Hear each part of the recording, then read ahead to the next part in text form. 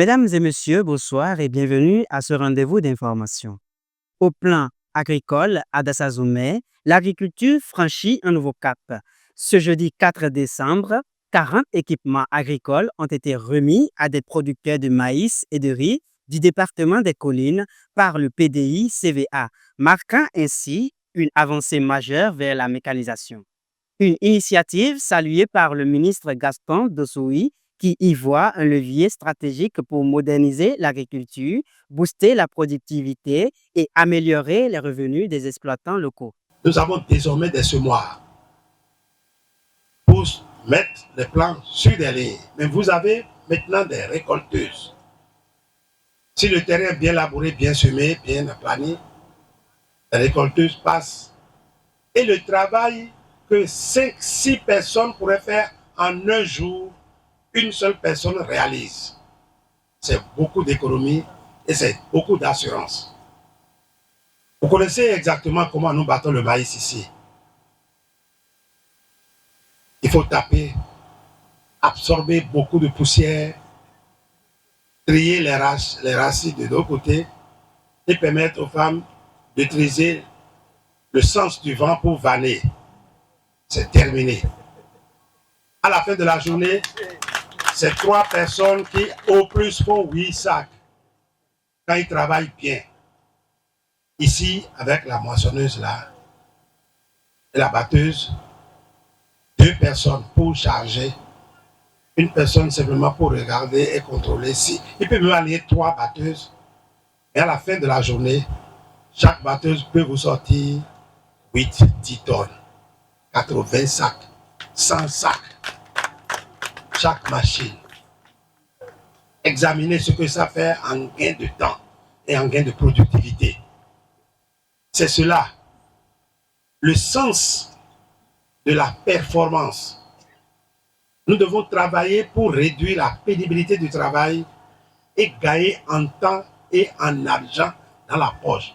Au plan institutionnel, les députés béninois ont adopté ce jeudi 4 décembre le budget général de l'État pour 2026 fixé à 3 783,98 milliards de francs CFA en hausse de 6,6% par rapport à 2025.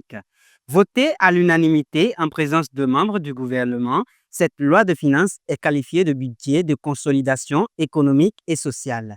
Elle consacre plus de 42% aux dépenses sociales, vise une croissance de 7,5% et n'introduit aucun nouvel impôt, misant plutôt sur l'élargissement de l'assiette fiscale et la digitalisation. Ce budget marque aussi la transition entre le régime actuel et celui issu de la présidentielle de 2026.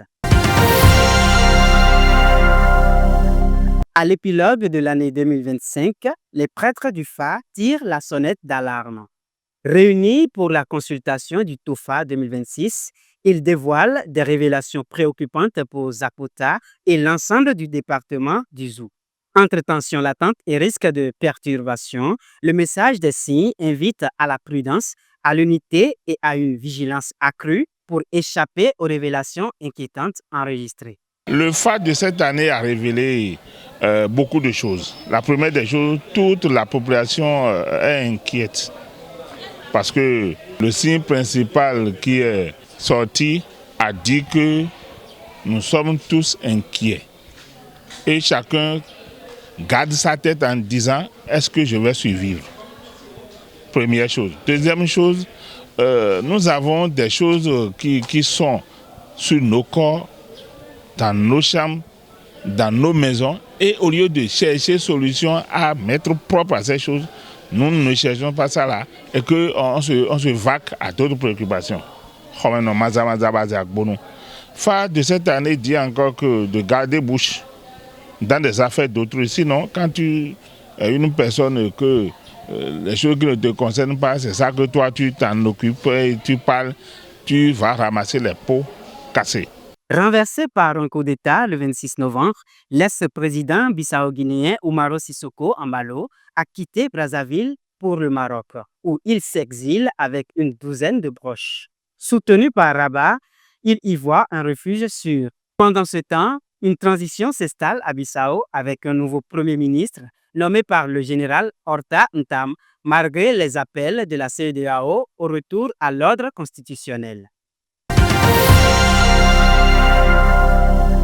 Ce sera tout pour ce soir. Merci de nous avoir suivis et à bientôt.